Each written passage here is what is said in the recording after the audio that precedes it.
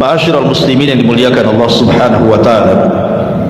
Nabi sallallahu alaihi wasallam ketika diangkat menjadi nabi dan rasul, Allah Subhanahu wa taala memberikan waktu terbaik atau zaman terbaik dari seluruh zaman-zaman setelahnya. Karena itu berdasarkan sabda Nabi sallallahu alaihi wasallam, khairun nas qarni, sebaik-baik zaman adalah zamanku. Artinya kita akan bercerita tentang masa ataupun zaman terbaik yang pernah ada dalam Islam. Itulah zaman di mana hidupnya Nabi sallallahu alaihi wasallam dan juga para sahabatnya. Bagaimana kisah kelahirannya? Bagaimana kisah diangkatnya menjadi nabi dan rasul? Bagaimana kisah dakwahnya? Bagaimana kisah Isra dan Mi'rajnya, kemudian hijrahnya sampai peperangannya dan diakhiri dengan wafatnya Nabi sallallahu alaihi wasallam. Tentu ini memerlukan waktu, jadi saya minta sabar. Malam ini cukup panjang ceritanya. Ma'asyiral muslimin yang dimuliakan Allah Subhanahu wa taala. Nabi sallallahu alaihi wasallam mendapatkan gelar Abul Qasim, diambil dari putra terbesar beliau, Qasim ibn Muhammad ibn Abdullah. Anak laki-lakinya banyak, diantaranya Abdullah dan juga Ibrahim, tetapi Qasim menjadi kunyah Rasul. Sampai-sampai Nabi SAW mengatakan, barang siapa yang berpuasa di hari yang dilakukan 1 atau 2 hari sebelum masuknya Ramadan, kata Nabi SAW, faqad asa Abul Qasim, maka dia telah bermaksiat kepada Abul Qasim, maksudnya Nabi SAW. Nabi SAW terlahir dari keluarga yang suci, mulai dari ayahandanya, kakeknya, buyutnya sampai kepada Adam. Tidak ada yang berzina. Kata Nabi SAW, kharajtu min nikahin, aku keluar dari keturunan nenek moyang yang semuanya menikah. Walam akhruj min sifahin min waladi Adam ila an waladani abi wa ummi, dan aku tidak pernah keluar dari sperma yang hina sejak zaman Adam sampai ibu bapakku melahirkan aku. Artinya secara nasab Rasul itu terpelihara. Dan kita tahu bahwa Nabi SAW adalah orang terbaik dari kabilahnya. Nabi mengatakan, innallaha astafa kinanatan min waladi Ismail, sesungguhnya Allah Subhanahu wa taala telah memilih Kinanah, anak terbaik dari turunan Ismail. Wastafa Quraisyan min Kinanah, dan Quraisy adalah turunan terbaik dari kabilah Kinanah. Wastafa min Quraisyin Bani Hashim, dan Bani Hashim adalah turunan terbaik dari kabilah Quraisy. Wastafani min Bani Hashim, dan saya orang terbaik dari kabilah Bani Hashim. Artinya secara nasab, secara kabilah dan keturunan, Rasul itu bukan orang biasa, tapi orang yang terkenal kemuliaannya dari turun-temurun. Adapun nasab Nabi SAW ma'ruf, orang tuanya namanya Abdullah ibnu Abdul Muttalib, ibundanya namanya Aminah bintu Wahbin. Adapun paman-pamannya di sana ada Abbas, ada Hamzah, ada Zubair, ada Muqawwim, ada Al-Harith, ada Ghaidak, Qutham, Abdul Ka'bah, kemudian Jahal atau disebut dengan Al-Mughirah, termasuk juga Abu Lahab dan Abu Talib. Itu paman-pamannya. Tetapi yang hidup sampai diutusnya Nabi dan Rasul itu cuma 4. Yang 2 beriman dan 2 kafir. Yang beriman Abbas dan Hamzah, yang kafir Abu Lahab dan Abu Talib. Cuman bedanya Abu Lahab memusuhi Rasul, kalau Abu Talib memperjuangkan Rasul. Ini paman dari bapak maksudnya. Adapun paman dari ibu, tidak dikenal Nabi SAW punya paman dari ibu kecuali Abdu Yaghuth ibn Wahab. Dan Nabi SAW pernah berbangga dengan Sa'ad ibn Abi Waqqas dan mengatakan, hadza khali falyurini imru'un khala. Inilah paman dari arah ibuku, maka mana paman kalian, kata Rasul. Membanggakan siapa? Sa'ad ibn Abi Waqqas, satu di antara 10 sahabat yang dijanjikan masuk surga. Masyarul muslimin yang dimuliakan Allah Azza wa Jalla, ketika Abdullah ayahanda Nabi SAW berusia 18 tahun, ada yang mengatakan 15 tahun, maka ayahnya kemudian menikahkan dengan Aminah bintu Wahb. Artinya orang dulu itu menikah muda-muda, tidak harus menunggu 25 tahun kayak orang sekarang ya, atau sampai yang jadi lampu gitu ya, sampai kuliah lama-lama nggak mau kawin juga habis kuliah itu. Kadang-kadang nunggu cari kerja, sudah kepala 4 baru sibuk cari pasangan. Ya sudah bujang lampu lah kan ya, udah tua gitu ya, jadi kakek-kakek punya anak bayi jadinya nantinya. Jadi Abdullah ini menikah dengan Aminah di usia ada yang mengatakan 18 tahun, ada yang mengatakan 15 tahun. Lah kemudian ketika mengandung Rasul kita Muhammad sallallahu alaihi wasallam, dikatakan kepada Aminah, innaka qad hamalti bi sayyidati hadhil ummah. Sesungguhnya engkau telah mengandung seseorang yang akan menjadi pemimpin umat ini. Fa idza waqa'a 'alal ardi faquli u'idzuhu bil wahid min syarri kulli hasid. Nanti kalau melahirkan anakmu, jangan lupa kau mengatakan, aku berlindung kepada zat yang satu dari setiap kejelekan orang-orang yang hasad kepadanya. Dan ketika itu Abdul Muttalib kakeknya bermimpi juga bahwa dia akan punya cucu. Dalam mimpinya disuruh untuk memberi nama Muhammad, dan nama Muhammad itu belum ada sebelumnya, belum ada orang yang namanya Muhammad kala itu.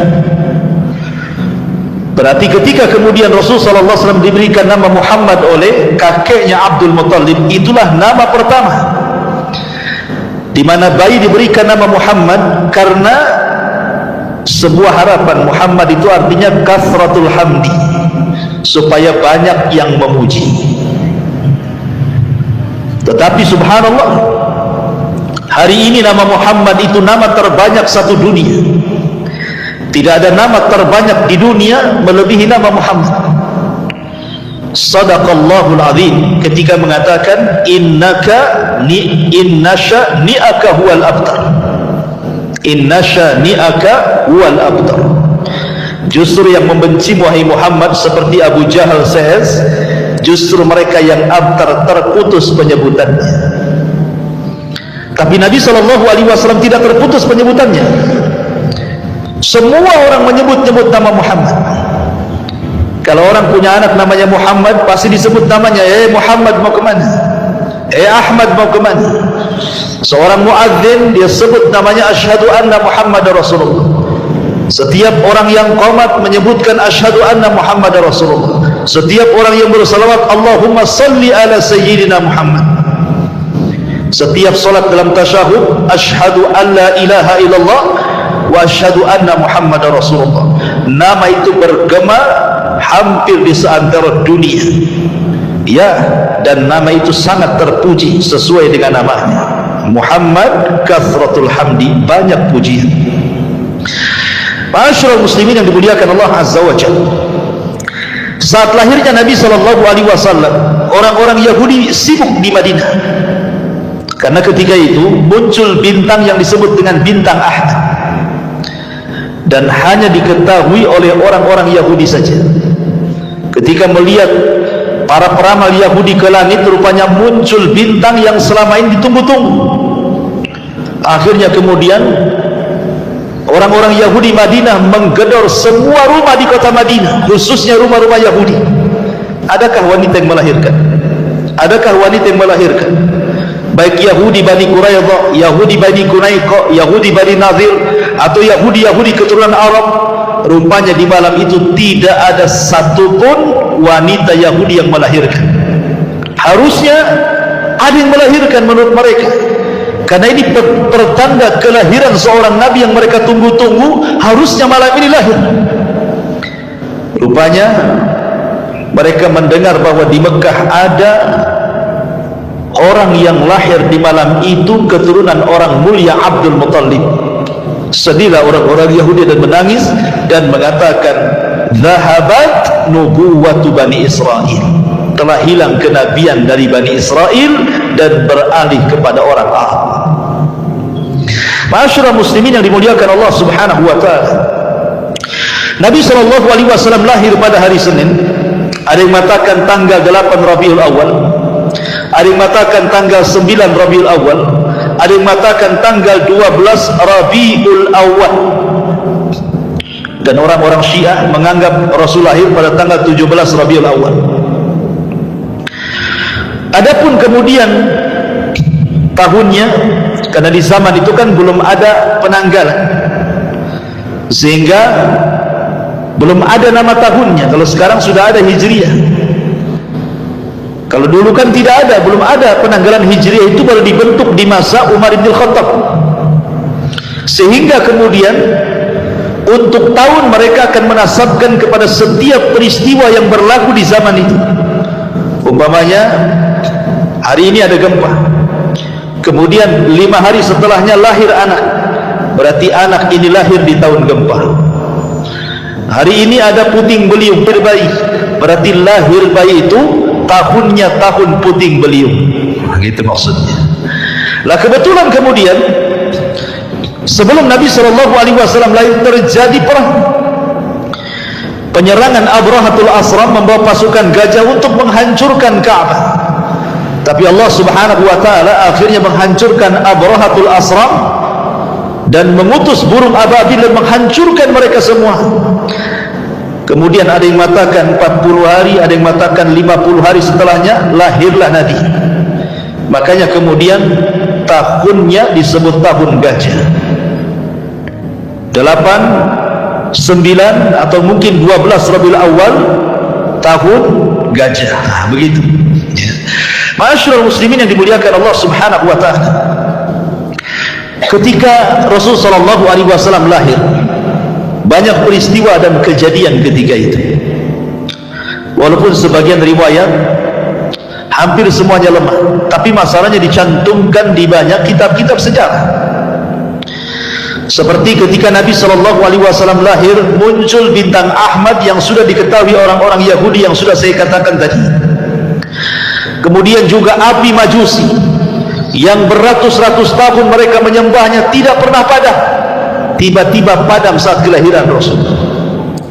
Kemudian 14 tiang istana Persia tiba-tiba roboh karena di saat kelahiran Nabi SAW. Ma'asyiral muslimin, termasuk juga tiba-tiba langit kemudian tidak bisa ditembus oleh syaitan dan jin, dijaga oleh Allah Subhanahu wa taala karena kelahiran Nabi SAW. Dan banyak keanehan, tetapi ada satu keanehan yang disebutkan Nabi SAW sendiri. Dia menceritakan saat dia lahir terpancar cahaya yang terbentang antara barat dan timur, seolah-olah cahaya itu menandakan bahwa orang ini kelak akan menguasai barat dan timur. Itulah Nabi SAW.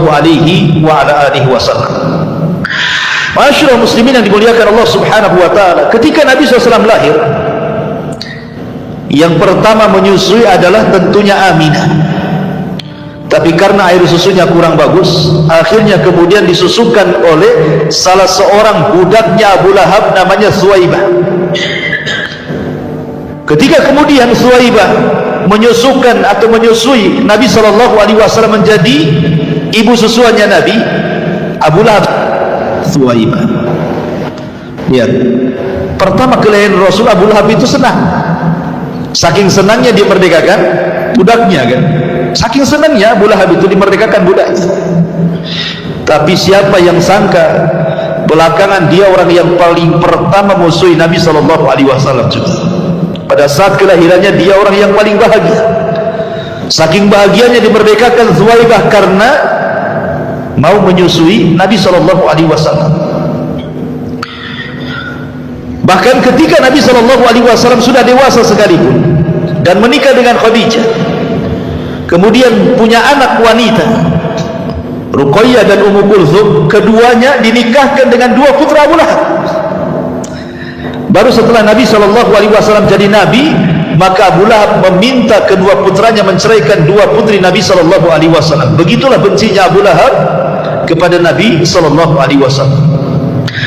Lah kebiasaan bangsa Arab, ikhwan, mereka selalu menitipkan anak-anak mereka di kampung-kampung. Untuk apa? Pertama, menjaga bahasa, karena di kota itu bahasanya sudah aneh-aneh ya. Jadi kepastian bahasa Arabnya kurang kalau di kota. Kemudian yang kedua, untuk kesehatan, karena khawatir di kota itu banyak wabah di zaman itu, sehingga untuk kesehatan bayi biasanya dititipkan di kampung sampai kemudian selesai masa susuannya atau beberapa tahun setelahnya baru dikembalikan.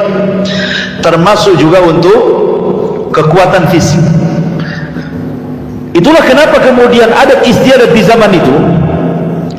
Jadi kalau seandainya seseorang melahirkan, maka akan dititipkan kepada Baduy supaya dirawat di Baduy beberapa tahun setelahnya. Nah, saat kelahiran Nabi SAW begitu juga, sama banyak wanita-wanita dari Arab Baduy, khususnya dari Bani Sa'diyah yang ketika itu memang terkenal wanita-wanitanya pandai mendidik ya. Dan juga kebetulan memang terjadi paceklik hebat di Bani Sa'diyah itu sehingga orang kesulitan. Akhirnya para wanita-wanita yang punya anak, karena kalau tidak punya anak kan tidak keluar dari susunya, maka mereka kemudian datang ke kota untuk menawarkan diri siap menyusui anak-anak kota dengan imbalan sekian dan sekian. Subhanallah, setiap ada wanita yang melihat bayi Nabi SAW, tidak ada yang mau, lewat gitu saja. Kenapa alasannya?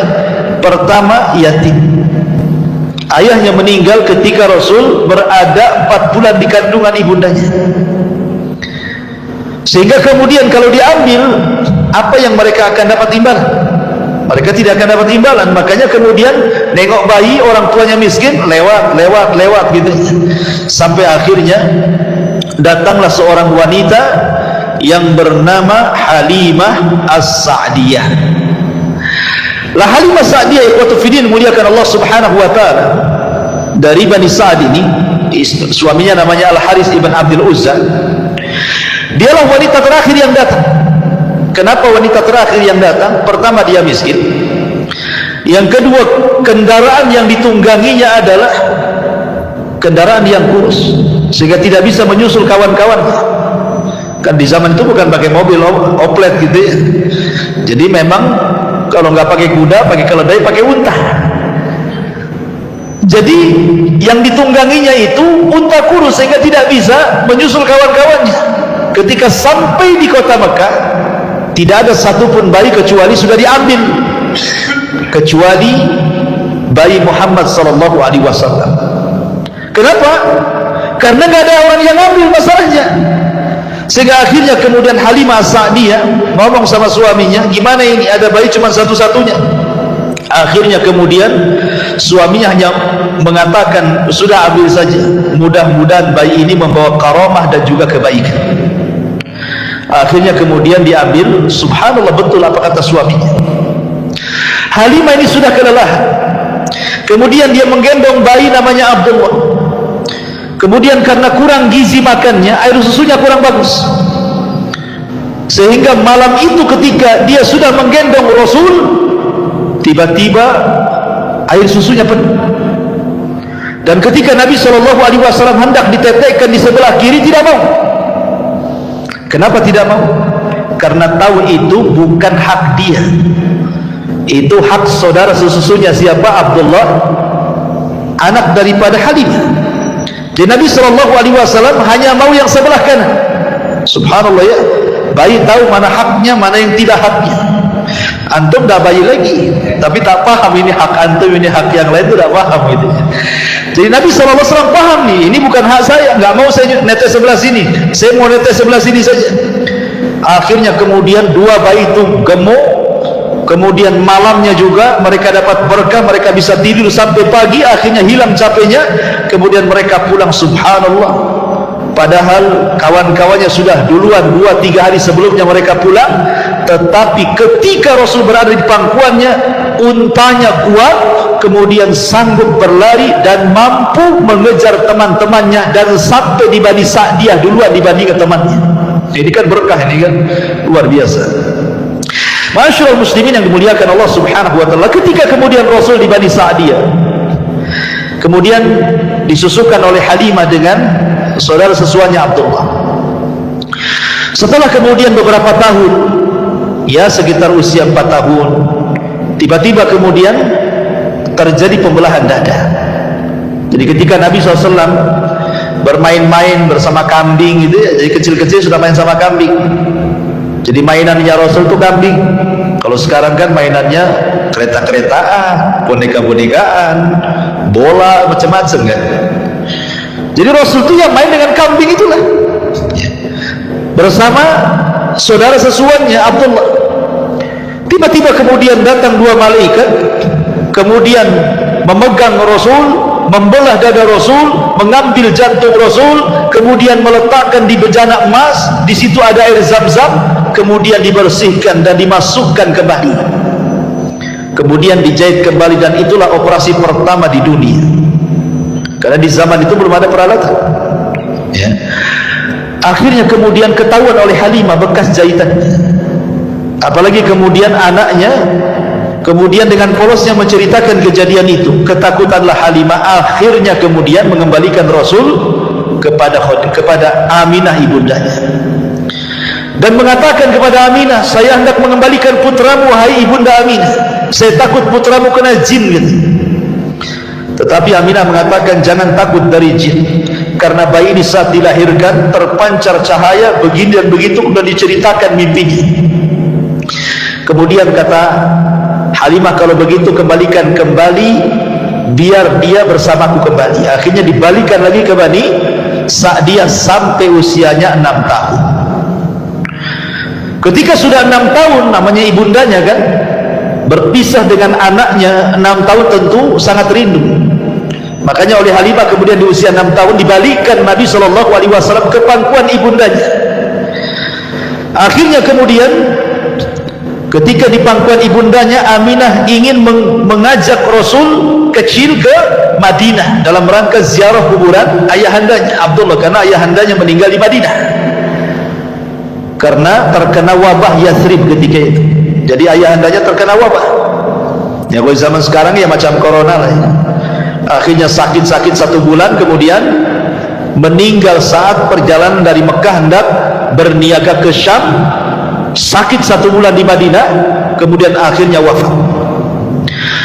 Lah kemudian Aminah ini ingin berziarah, kemudian berziarahlah ke Madinah setelah melihat kuburan ayahandanya Nabi SAW dan menginap beberapa malam di Madinah. Maka kemudian pulanglah Aminah bersama Rasul kecil dan juga budaknya namanya Ummu Aiman. Tapi sayang, di antara Mekah dan Madinah ada satu tempat namanya Abwa. Rupanya Aminah sakit parah dan Allah takdirkan meninggal di Abwa. Subhanallah, Rasul menjadi yatim dari 2 arah. Bapaknya meninggal, ayahandanya juga meninggal. Bahasa kita ya, yatim piatu gitu. Kalau bahasa Arab nggak ada piatu, yang ada yatim saja.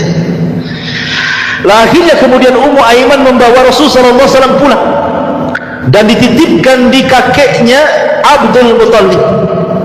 Tapi sayang, hanya 2 tahun Abdul Muttalib merawat Nabi SAW. Ketika usia Rasul 8 tahun, Abdul Muttalib pun kemudian meninggal dan pupus usia. Kemudian Abdul Muttalib berwasiat kepada salah satu putranya Abu Talib ini, untuk merawat cucunya Rasulullah SAW ini. Kenapa kemudian yang dipilih oleh Abdul Muttalib itu Abu Talib? Bukankah paman Rasul ada yang kaya? Abu Lahab kaya, Hamzah, ya kan? Kenapa mesti Abu Talib? Karena Abu Talib ini adalah saudara kandung dari Abdullah. Karena Abdul Muttalib ini banyak istrinya, ya. Jadi anak-anaknya itu satu bapak banyak lain ibu. Lah yang satu kandung dengan ayahnya Rasul Abdullah adalah Abu Talib, sehingga kedekatan kepada Abdullah karena satu kandung tentu lebih dekat dibandingkan saudara seibu lainnya. Makanya Abdul Muttalib menitipkan Rasul kepada Abu Talib, berwasiat untuk dirawat. Lah sejak itulah maka Nabi SAW berada di pangkuan Abu Talib sampai menikah, bahkan sampai diangkat menjadi Nabi dan Rasul, bahkan sampai berdakwah, yang kemudian meninggal saat pengepungan orang-orang Quraisy kepada Bani Hashim. Itu pun beberapa tahun sebelum hijrah Nabi SAW. Ma'asyiral muslimin yang dimuliakan Allah Azza wa Jalla. Kemudian ketika Nabi SAW berada di rumah pamannya, karena memang Abu Talib itu paling miskin sendiri, anaknya banyak pula, sudah miskin anaknya banyak.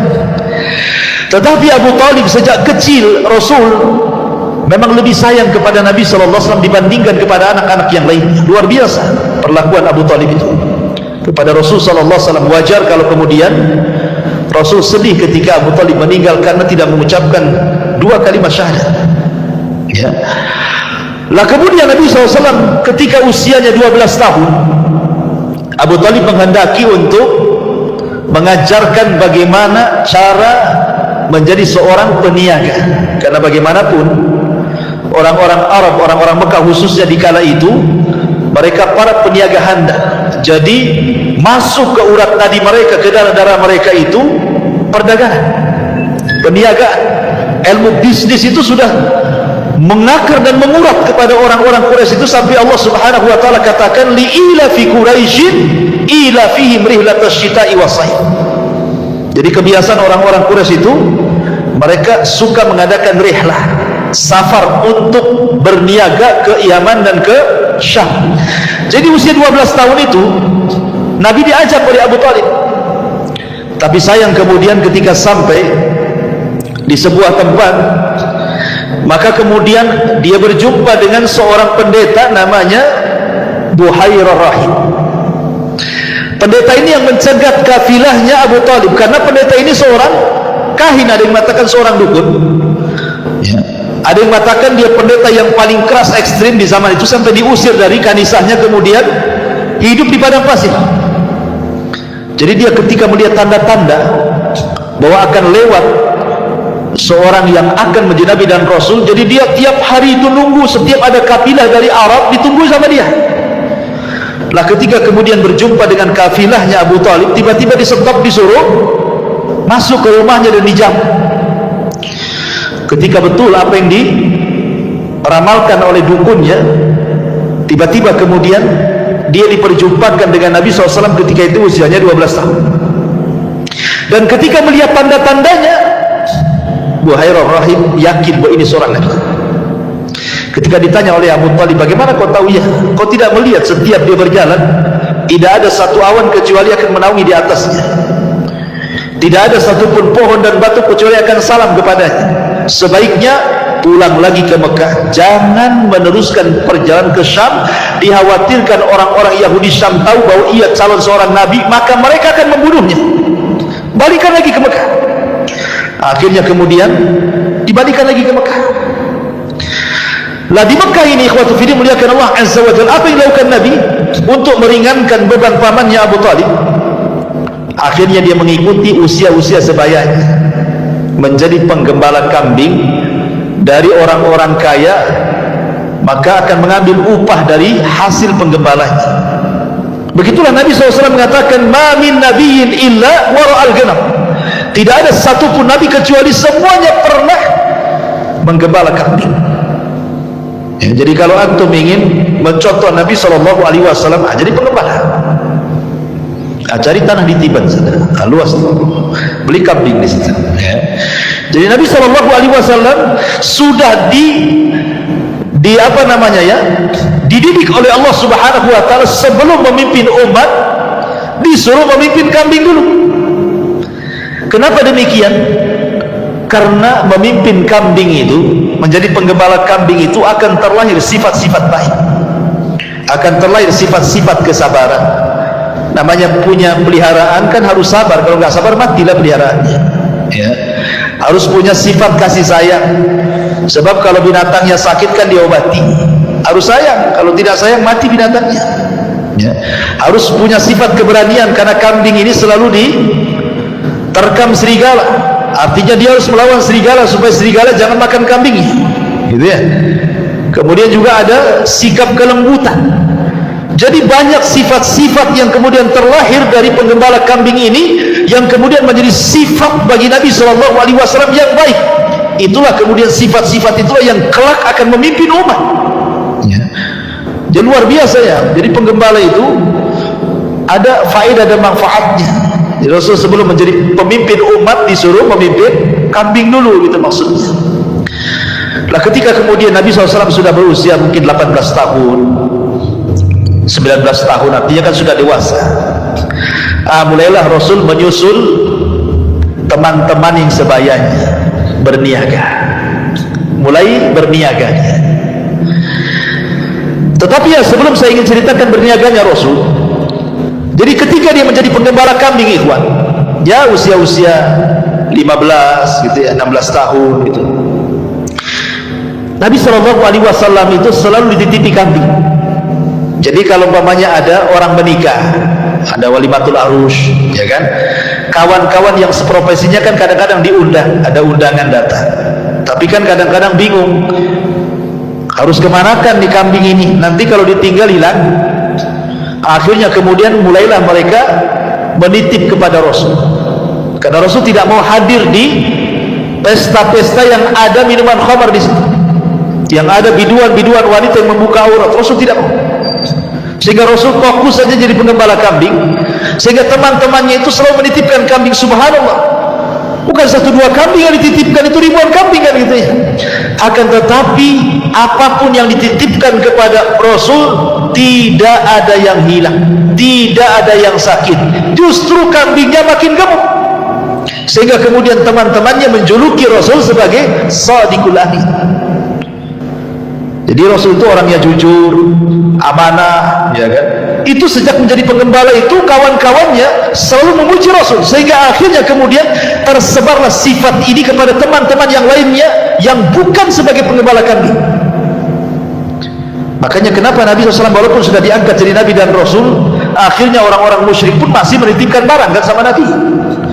Bahkan rumahnya Rasul Khadijah itu menjadi penitipan barang, atau mungkin kalau sekarang disilahkan bank syariat pertama lah, ya. Rasul itu membuat bank syariat pertama karena rumah Khadijah itu jadi wadah tempat penitipan barang, ya. Akhirnya kemudian ketika kemudian Rasul beralih profesi dari penggembala akhir jadi pedagang, lah mulailah kemudian makin harum namanya. Bagaimana kejujurannya dalam berniaga, bagaimana supelnya, bagaimana akhlaknya, bagaimana kejujurannya, dan begitu seterusnya, sehingga terdengar kepada seorang wanita tajirah, wanita miliarder, Khadijah bintu Khuwailid, wanita suci yang sudah menutup auratnya, padahal di zaman jahiliyah terbiasa buka aurat, tapi Khadijah sudah pakai jilbab. Makanya kenapa orang-orang Arab apabila keluar masuk rumah Khadijah mereka mengatakan, aku masuk ke rumah wanita suci dan keluar dari wanita suci. Itulah ucapan orang-orang jahiliyah kepada Khadijah, ya.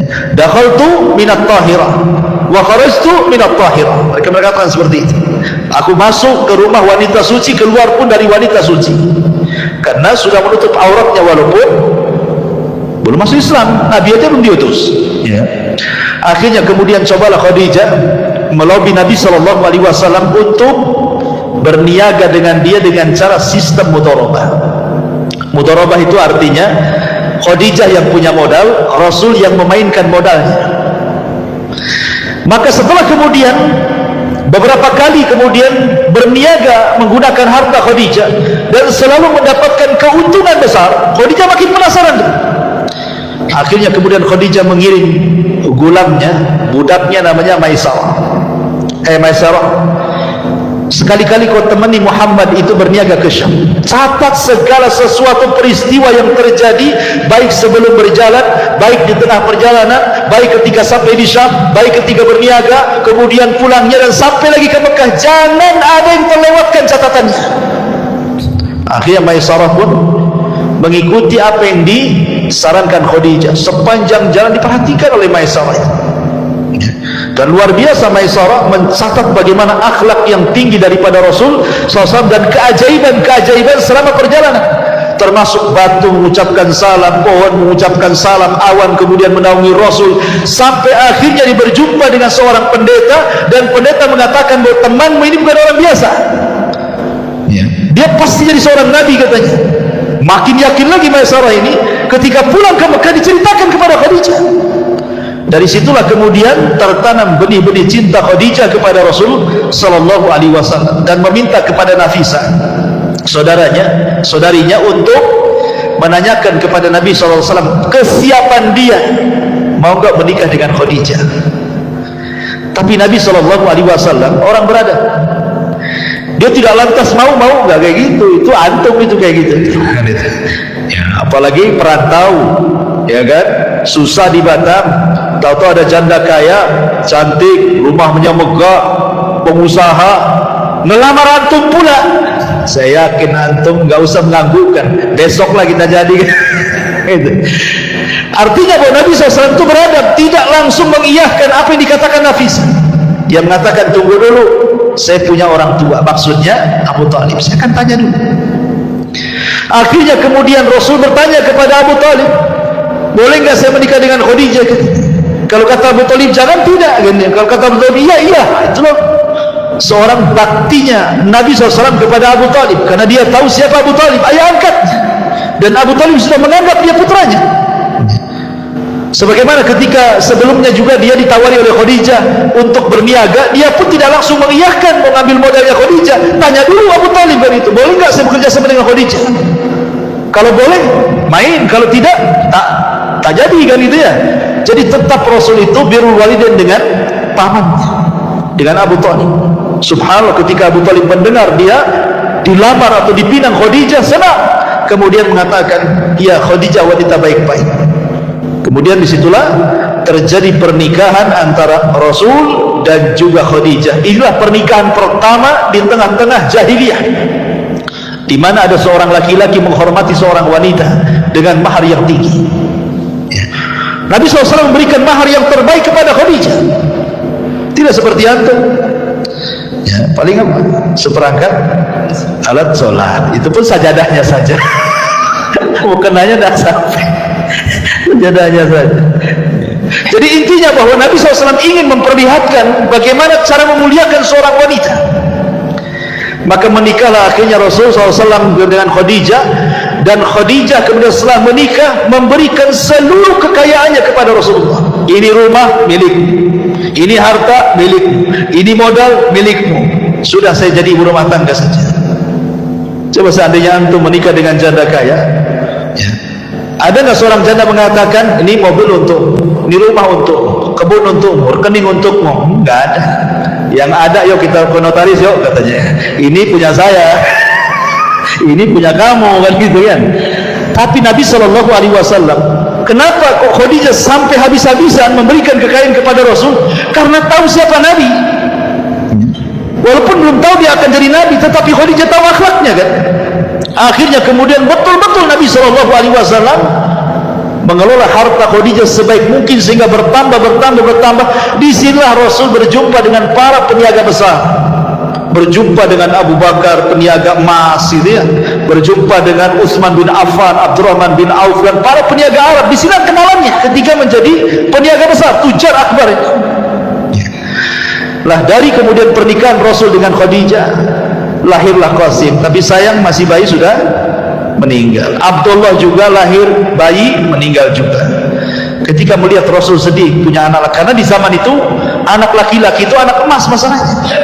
Anak perempuan itu tidak dipandang oleh orang-orang jahiliyah. Bahkan saking jahatnya orang-orang jahiliyah kepada anak perempuan itu dikubur hidup-hidup masalahnya. Dan itu difirmankan dalam Al-Quran, wa idza busyira ahadukum bil untha dhalla wajhuhu muswadda wa huwa kadhib. Apabila dihabar gembirakan kepada mereka akan kelahiran anak perempuan, marah mereka, ya, dan mereka akan menyembunyikan anak itu. Sebagian mereka dikuburkan hidup-hidup karena aib bagi mereka. Sehingga anak laki-laki itu berharga. Jadi wajar kemudian Nabi SAW sedih ketika kematian Ibrahim dan juga Qasim dan juga Abdullah. Kalau Qasim lahir sebelum diangkat jadi nabi, kalau Abdullah saat belum diangkat jadi nabi, itu lahirlah Abdullah. Maka dikasih nama Abdullah, namanya nama bagus gitu ya. Lah akhirnya Khadijah melihat kesepian Rasul. Khadijah kebetulan punya budak namanya Zaid, ya. Maka akhirnya kemudian Zaid inilah dihadiahkan kepada Rasul sebagai anak angkatnya untuk melipur lara gitu ya.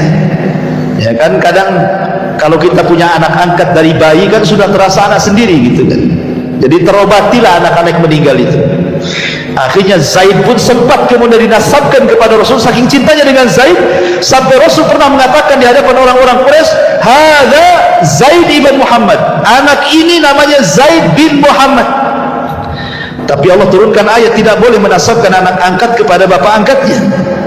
Allah mengatakan di awal-awal surat Al-Ahzab, ma ja'alallahu ad'iya'akum abna'akum ud'uhum li'abaihim wa aqsatu indallah. Tidak boleh anak angkat dinasabkan kepada angkat, tetapi berikanlah nasabnya kepada bapak asli, itu lebih adil. Akhirnya sama Rasul dibalikkan dari Zaid ibn Muhammad menjadi Zaid ibnul Harithah.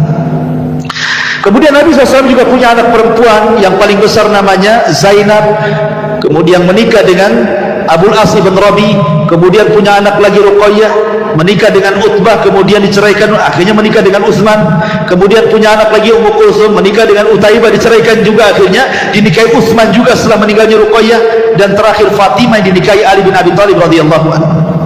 Itu anak perempuannya.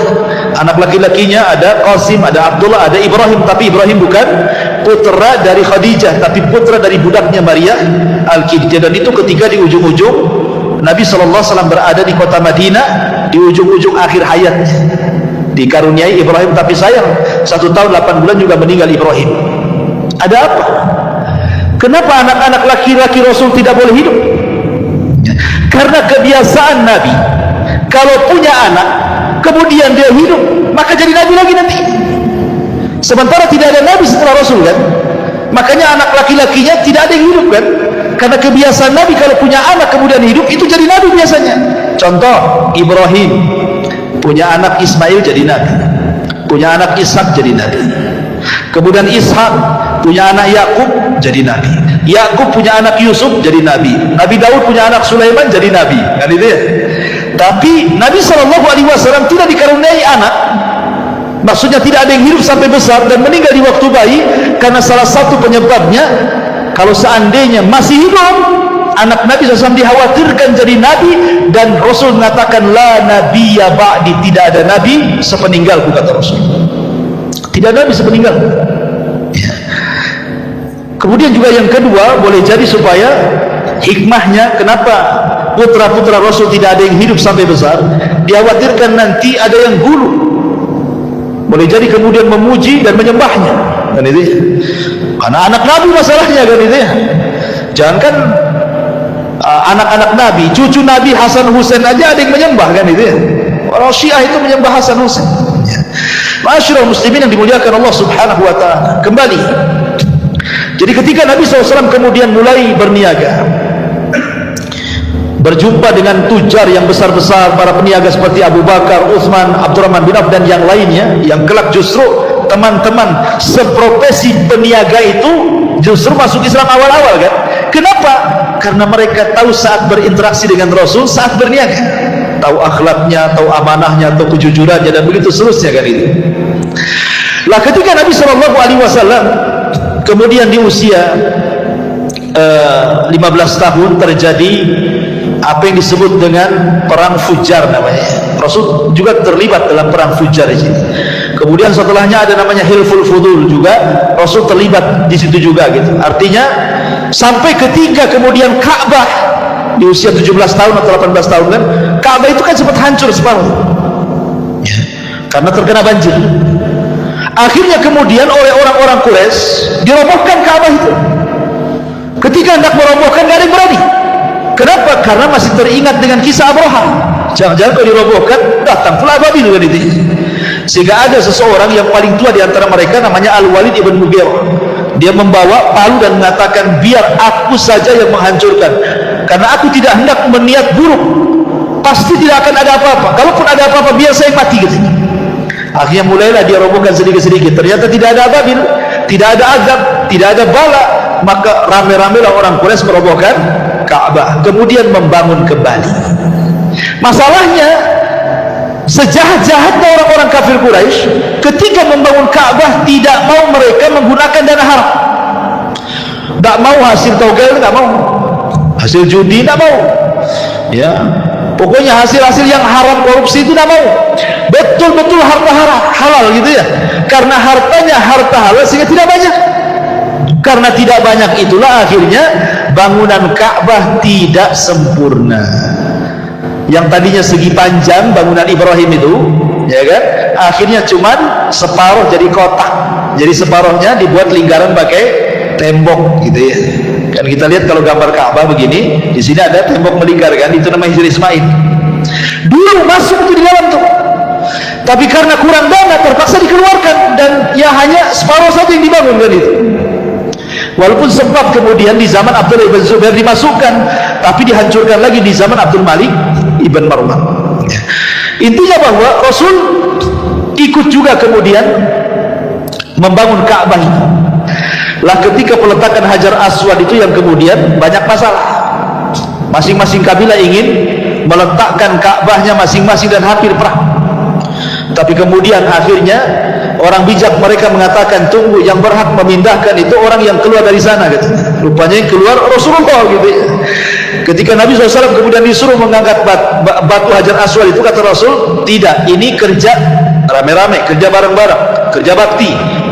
Sebaiknya ambil kain, kemudian diletakkan di atas kain itu, masing-masing kabilah megang ujungnya. Akhirnya semua kabilah mengangkat Hajar Aswad dan meletakkan di situ.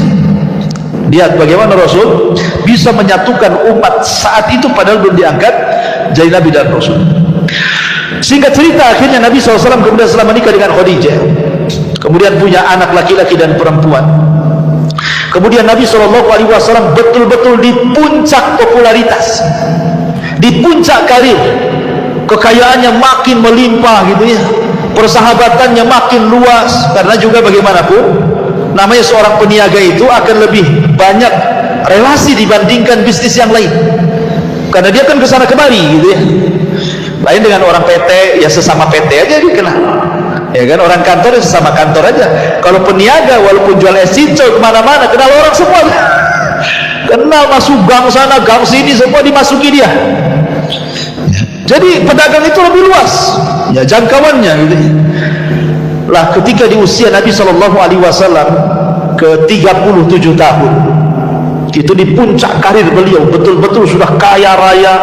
Apalah yang dikehendaki Nabi coba?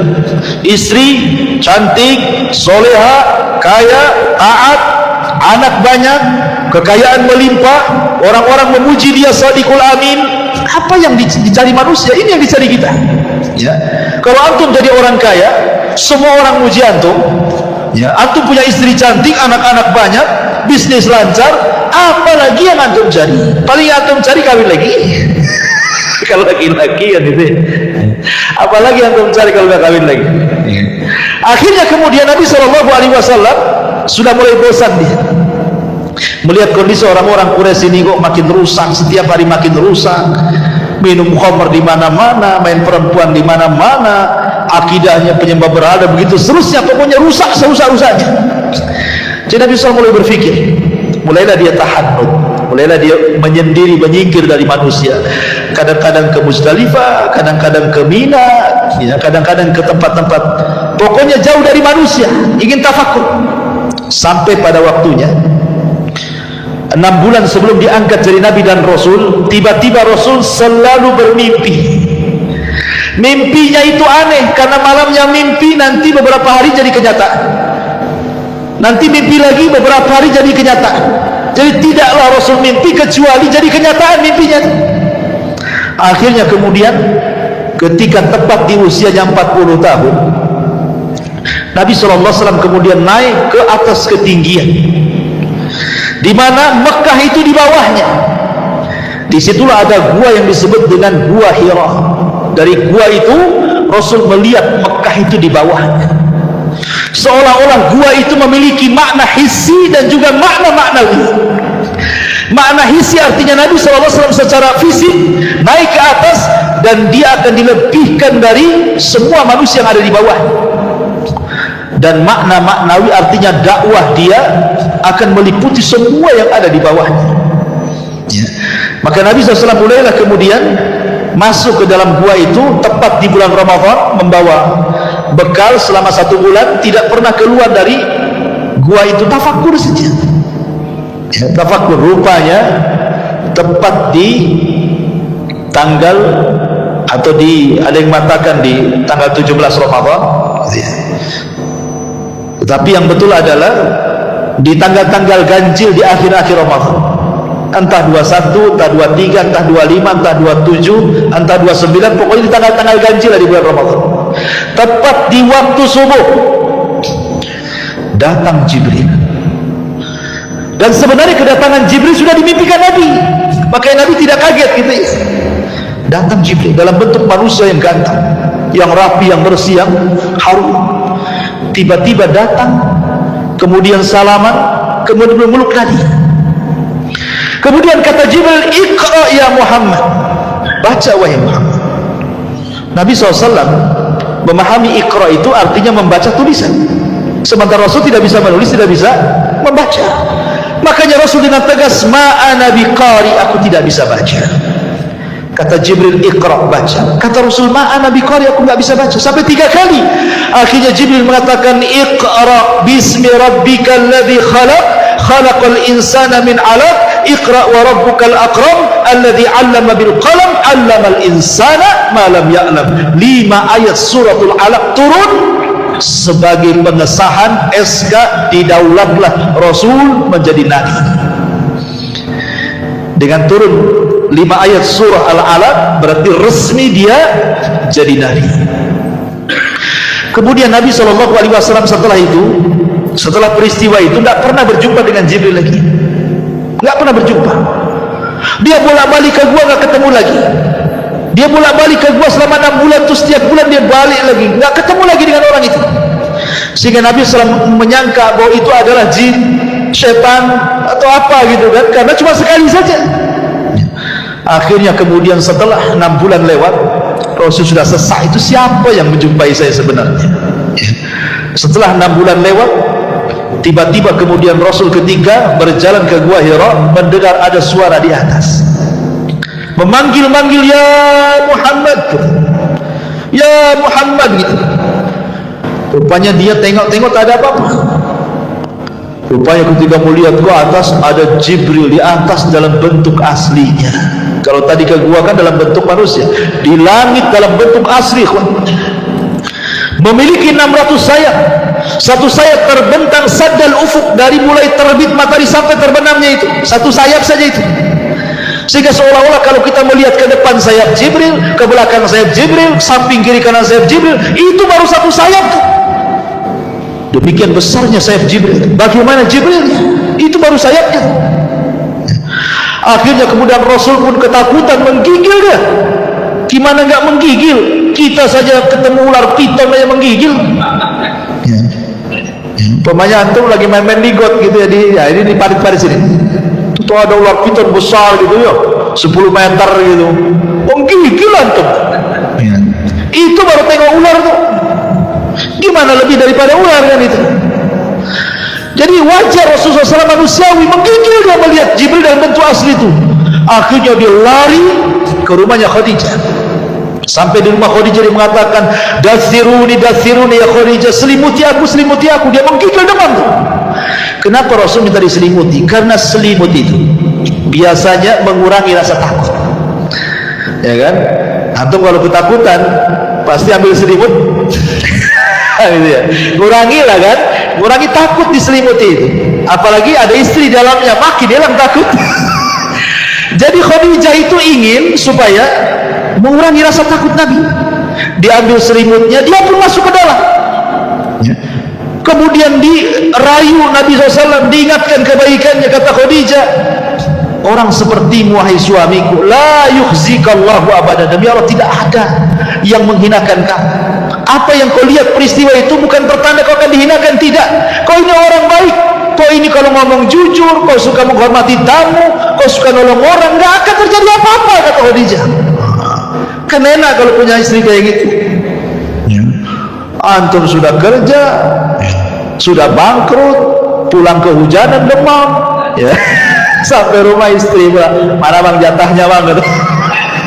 Bukan ditanya, ya kan, ada uang atau tidak, gitu. Intinya bahwa Khadijah ini berusaha melembutkan hati Rasul, sampai Rasul zahabar rauh dalam riwayat, sampai betul-betul hilang takutnya, betul-betul takut. Sampai di sini perjuangan Khadijah memberikan keterangan kepada Rasul, tidak. Khadijah bawa Rasul keesokannya kepada siapa? Kepada saudaranya Waraqah ibn Nawfal. Kemudian kata Khadijah, wahai Waraqah, suamiku ini mengalami begini-begini dari peristiwa. Apa pertanda ini? Maka Nabi SAW kemudian menceritakan kisah mulai dari Gua Hira, kemudian Jibril memeluk dia, kemudian turun surah Al-Alaq sampai ketemu dengan Jibril dalam bentuk asli, gitu ya. Kemudian Waraqah ketika itu kaget dan mengatakan, betul kau berjumpa dengan namus? Namus itu artinya makhluk yang bersayap. Iya, kata Rasulullah. Wallahi demi Allah, kata Waraqah, namus itu pernah turun kepada Musa dan kepada Isa, sekarang kepadamu, engkau akan jadi nabi, gitu. Demi Allah, kalau aku masih muda, kata Waraqah, ketika kau mengusirmu, aku yang akan membelamu. Rasul kaget. Hei Waraqah, orang sebaik aku akan diusir? Enggak ada orang yang mencela aku, semua orang mengatakan sadiqul amin, aku akan diusir, katanya. Kata Waraqah, ya, tidaklah orang yang membawa seperti yang kau bawa kecuali illa udhi, pasti disakiti, pasti akan diuji. Tapi sayang 6 bulan setelahnya Waraqah meninggal dunia. Dari sini terjadi khilaf pendapat, apakah Waraqah ini orang yang pertama masuk Islam dari kalangan orang dewasa ataukah Abu Bakar? Ada yang mengatakan Waraqah, ada yang mengatakan Abu Bakar. Ada yang memperinci, Waraqah itu dia beriman saat Nabi jadi Nabi, belum dia akan jadi Rasul. Tapi Abu Bakar adalah masuk ke dalam agama Rasul saat dia sudah jadi Nabi dan jadi Rasul. Ada yang kemudian berusaha menjamak seperti itu, ya. Jadi kalau Waraqah itu hanya sebatas beriman, kalau Abu Bakar bukan hanya beriman tapi mendakwahkan, gitu maksudnya. Baik, kembali. Jadi setelah kemudian Nabi SAW diberi nasihat oleh Waraqah supaya sabar, macam-macam lah. Apa yang kau hadapi ini luar biasa. Nanti akan diingatkan lagi pesannya Waraqah ini saat kematian Khadijah, masalahnya. Oleh Khadijah itu akan diingatkan lagi. Lah, akhirnya kemudian setelah Nabi SAW kemudian agak tenang, tidurlah di malam hari. Ketika dia sedang tidur, Jibril datang memanggil-manggil dari langit, ya ayyuhal muddathir qum fa'anzir wa rabbaka fakabbir wa thiyabaka fatahhir wa rujza fahjur wa la tamnun tastakthir wa li rabbika fasbir. Turun surah Mudaththir. Terkejut Nabi, ya, karena Jibril mengatakan, membawakan firman Allah, ya ayyuhal muddathir, orang yang berselimut, qum, berdiri, fa'anzir, kau sudah boleh memberikan peringatan kepada manusia. Jadi kalau apa bedanya nubuah dengan kerasulan itu? Kan nubbi'a bil alaq wa ursila bil mudaththir, diangkat jadi nabi dengan turunnya 5 ayat surah Al-Alaq, dan diangkat menjadi rasul dengan turunnya 5 ayat surah Al-Mudaththir. Kalau nubuah itu belum ada perintah untuk tabligh, belum ada perintah untuk menyampaikan risalah, hanya disuruh beriman, ya kan? Tetapi kalau sudah rasul, ini bukan hanya beriman tetapi sampaikan kepada manusia. Akhirnya mulailah Nabi SAW ketika turun ayat ini, dia panggil Khadijah, ya Khadijah, sesungguhnya saya Rasulullah, Kul, katakan, asyhadu an la ilaha illallah wa anni rasulullah. Maka Khadijah langsung mengatakan asyhadu an la ilaha illallah wa annaka rasulullah. Maka dialah orang yang pertama kali beriman sebelum ada orang yang beriman. Belum ada orang laki-laki beriman, belum ada anak-anak beriman. Khadijah yang pertama kali mengucapkan asyhadu an la ilaha illallah wa annaka rasulullah. Makanya ketika Aisyah radhiyallahu anha menikah dengan Rasul kemudian cemburu, karena Rasul SAW selalu menyebutkan kebaikan Khadijah padahal sudah meninggal orangnya. Kata Aisyah, Rasul, kenapa lah kau ini menyebut nenek-nenek, maksudnya yang sudah tua. Khadijah sudah tua, sudah meninggal pun di hadapanmu ada gadis cantik. Cemburu Khadijah. Ya. Kata Nabi SAW, ya Aisyah, jangan kau bandingkan kau dengan Khadijah. Khadijah orang yang pertama beriman saat manusia kufur. Khadijah yang pertama kali membenarkan saat manusia mendustakan. Khadijah yang pertama kali menginfakkan seluruh hartanya di saat manusia bakhil. Dari perut Khadijah semua lahir keturunanku. Apa kau bisa berbanding dengan Khadijah? Ya, nggak bisa. Nggak bisa dibandingkan, kata Nabi SAW, dengan Khadijah itu. Masyarul muslimin yang dimuliakan Allah Subhanahu wa ta'ala, akhirnya Khadijah pertama yang beriman, diajaknya anak-anaknya, ya, Ruqayyah, Zainab, semua diajak masuk Islam, ya.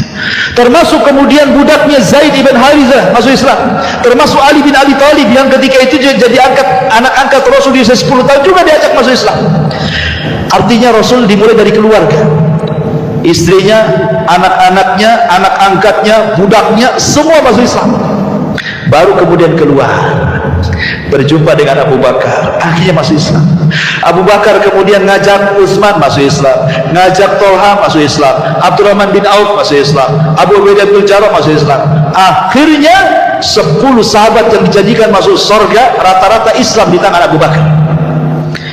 Dan itu berlangsung selama 3 tahun, yang disebut dengan dakwah sirriyah, namanya dakwah door to door, sembunyi-sembunyi.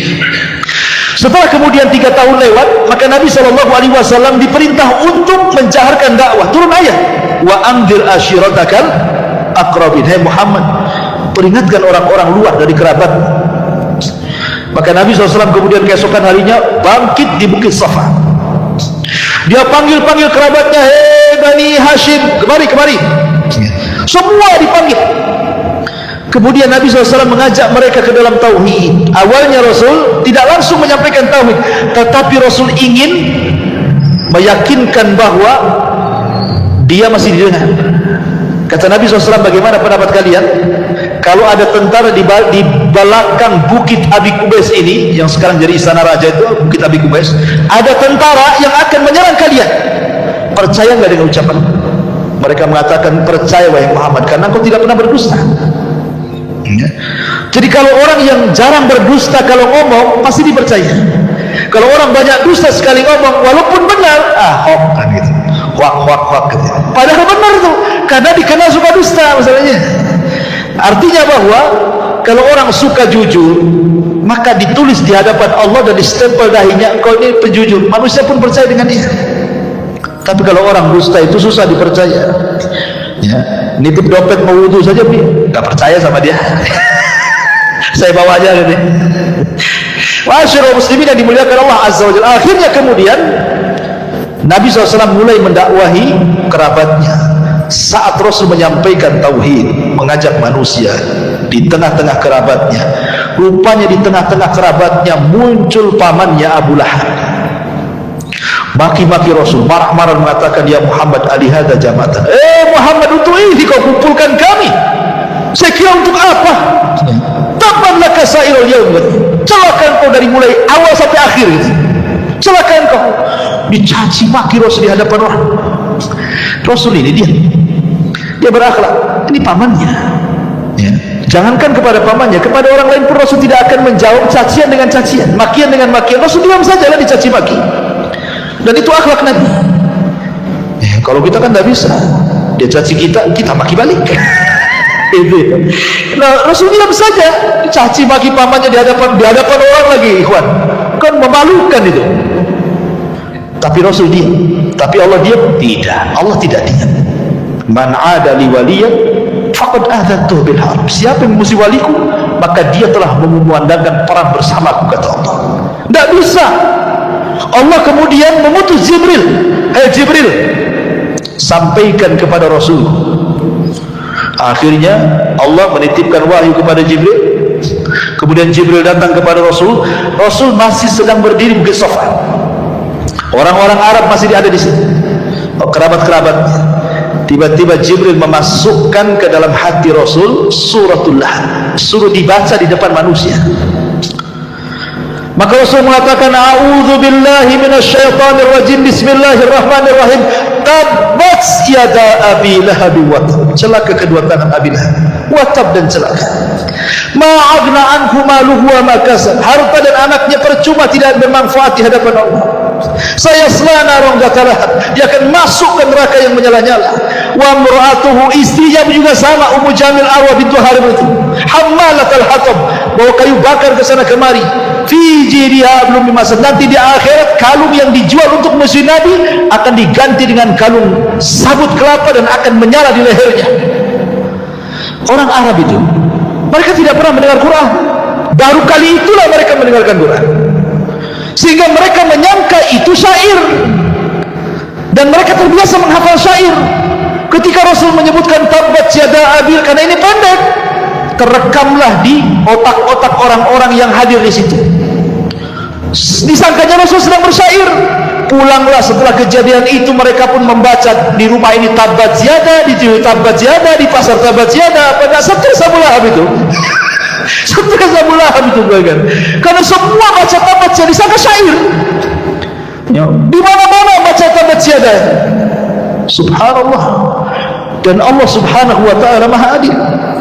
Karena Abu Lahab yang pertama kali memuji Rasul sebelum ada Abu Jahal dan yang lainnya, Allah letakkan surah Tabbat itu di surat yang paling pendek dalam juz amma. Allah tidak sisipkan di Al-Baqarah, di Al-Imran, nanti jarang orang baca, ya. Tapi Allah letakkan di surat yang paling pendek di juz amma, sehingga orang semua hafal. Anak kecil hafal, antum hafal, ya. Bahkan imam itu tabas terus tuh kalau baca. Seolah-olah Abu Lahab ini dikutuk sampai kiamat tuh sama imam-imam tuh. Coba bayangkan, di al-jaza min jinsil amal nih, kan, balasan itu sesuai dengan amalannya.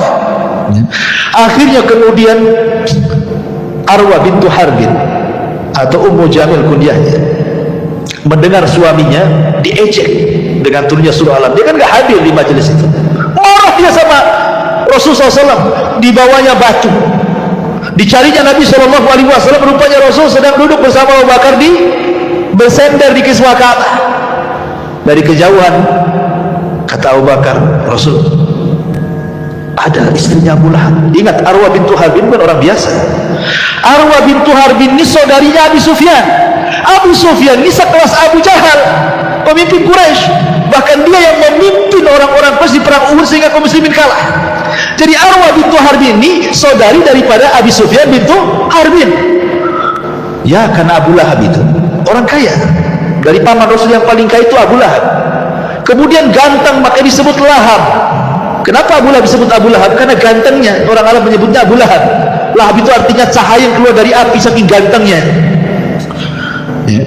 Jadinya Abu Lahab itu juga dapat istri, bukan orang sembarang, kan, bukan wanita kaleng-kaleng, kan, gitu ya. Tentu wanita pejabat juga, ya kan, menikah.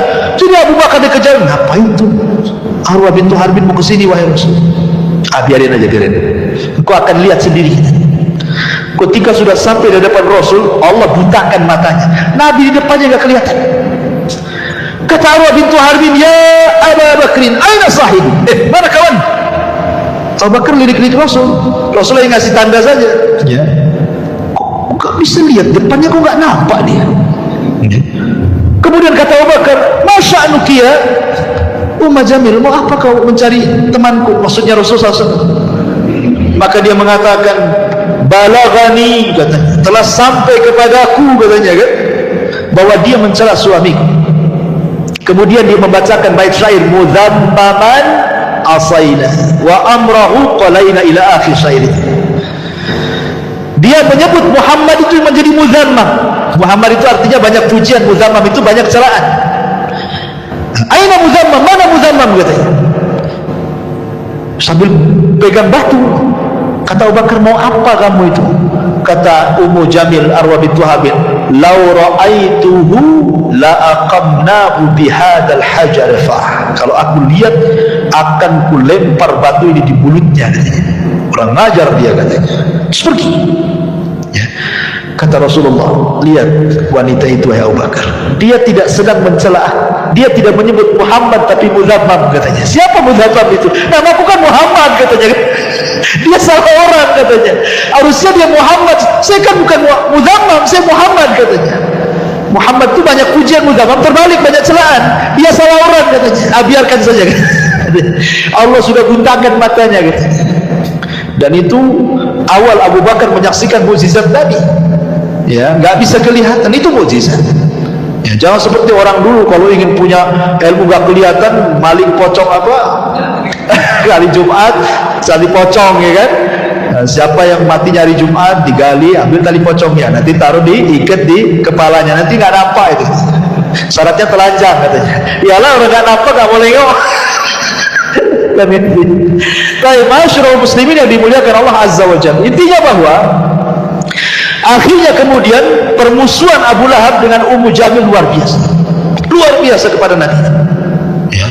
Bahkan Ummu Jamil ini sampai diambil kalungnya untuk dijual. Ya. Dijual untuk apa? Biaya menyebarkan hoax.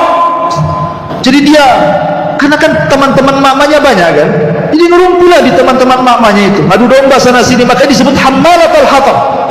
Ya, ngadu domba ke sana kemari. Jadi kalau Ummu Jamil menyakiti Rasul dengan lisannya, dengan cara menyebarkan hoax, kalau Abu Lahab dengan fisiknya, naruh kotoran di depan pintu Nabi. Ya, sampai ketika Rasul SAW melihat setiap hari ada kotoran di pintu rumahnya, Rasul mengatakan, apakah begini akhlak Arab, wahai saudara-saudaraku, katanya.